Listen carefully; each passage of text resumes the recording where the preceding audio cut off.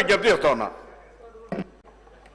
కమలాకర్ గారు సార్ నేను చెప్పింది కూడా ఇంపార్టెంట్ పాయింట్స్ మాట్లాడి త్వరితగతిన నేను ఇంతవరకు చెప్పిందే మళ్ళీ మంత్రి గారు అదే చెప్తాను. నేను చెప్పింది కూడా అదే, నేను చెప్పేది అది.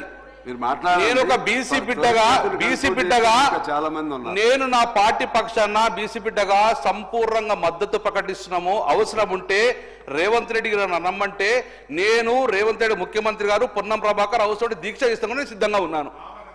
ఏ దీక్ష పెట్టుకొని బిల్లు పాస్ అయ్యేదాకా నేను ఉంటాను. బిల్లు పాస్ అయ్యేదాకా నేను ఉంటాను. నాకు చిత్తశుద్ధి ఉన్నది. ఈ రోజు ఈ సమావేశంలో బిల్లు పాస్ అయితే అంతకన్నా నాకు లేదు. కానీ నేనేమంటున్నా అశాస్త్రీయంగా ఉండకుర్రి.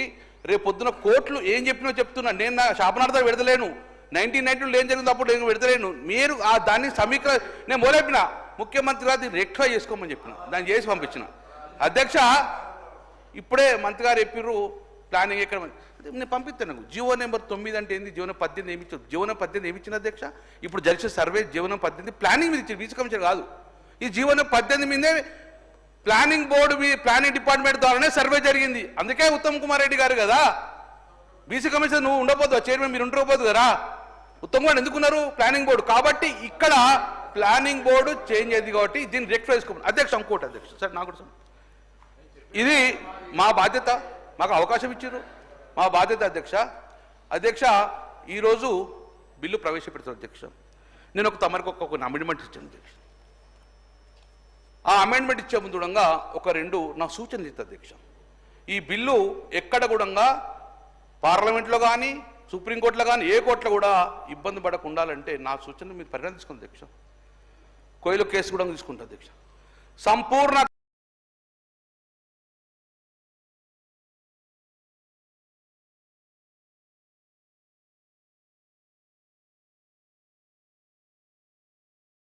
గణాంకాలతో ప్రామాణిక నివేదికను సమర్పించమంటున్నాం. అక్కడ ఎక్కడ ఇబ్బంది లేకుండా బీసీ కమిషన్ పరిశీలన నిపుణుల సూచనలు పొందండి. ఒకవేళ మీరు బీసీ కమిషన్ లేకుండా దాన్ని అప్రూవల్ తీసుకుని అది కోర్టుకు కూడా సబ్మిట్ చేయండి. కులగణన ఆధారంగా ప్రత్యేక పరిస్థితి నిరూపించాలి. డెడికేటెడ్ బీసీ కమిషన్ వేసినారు, దాన్ని కూడా సూక్ష్మంగా నా రిపోర్ట్ మీకు పంపించారు అధ్యక్ష. నేను గౌరవ ముఖ్యమంత్రి గారు ఇక్కడే ఉన్నారు. ఈరోజు నా అమెండ్మెంట్ అడిగిన అధ్యక్ష, నా అమెండ్మెంట్ ఇచ్చిన అధ్యక్ష. నేను కొత్తగా ఈ అమెండ్మెంట్ అడగలేదు అధ్యక్ష. ఈ బిల్లు ఎట్లా పాస్ అవుతుంది? డెఫినెట్గా బిల్లు పాస్ అవుతుంది, అక్కడ కేంద్రం మొత్తము చట్టసభల ప్రకారం తీసుకుంటాం. కానీ మీ చేతిలో ఉన్నాయి నిజంగానే బీసీల మీద చిత్తశుద్ధి ఉంటే కేంద్రం ఇచ్చేటి పక్కకు పెడదాం, అది పోయి కొట్లాడదాం. కానీ మీ చేతిలో ఉన్నది మీరు హామీ ఇచ్చిన అధ్యక్ష. ఈరోజు కామారెడ్డి డిక్లరేషన్లో ఒక 3 ప్రధానమైన అంశాలు ఇచ్చిన అధ్యక్ష నాకు. అందులో మొదటిగా కులగణన చేస్తామని చెప్పిర్రు.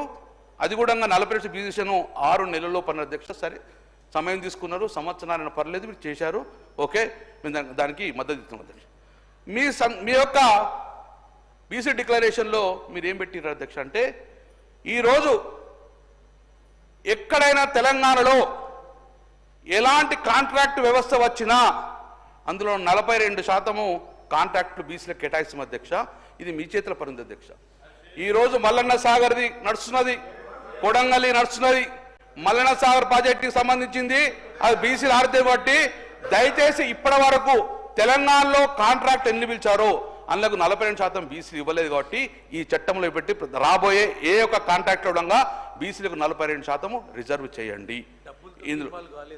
కాబట్టి దయచేసి అది ఎక్కడ కూడా మీకు ఏ కాంట్రాక్ట్ పర్లేదు, బీసీలకు ఇస్తాక మీరు ఇచ్చిన కాబట్టి ఆ అమెండ్మెంట్ దాన్ని కన్సిడర్ చేయమని చెప్తున్నా అధ్యక్ష.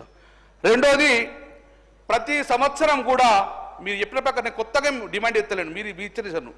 ప్రతి సంవత్సరం బీసీలకు 20,000 కోట్ల బడ్జెట్ కేటాయిస్తున్నాం. పొన్నం గారు సంతోషం కదా, 20,000 కోట్ల బడ్జెట్ ఉంటే ఆయన అందరి సాయం చేయొచ్చు కదా. 20,000 అధ్యక్ష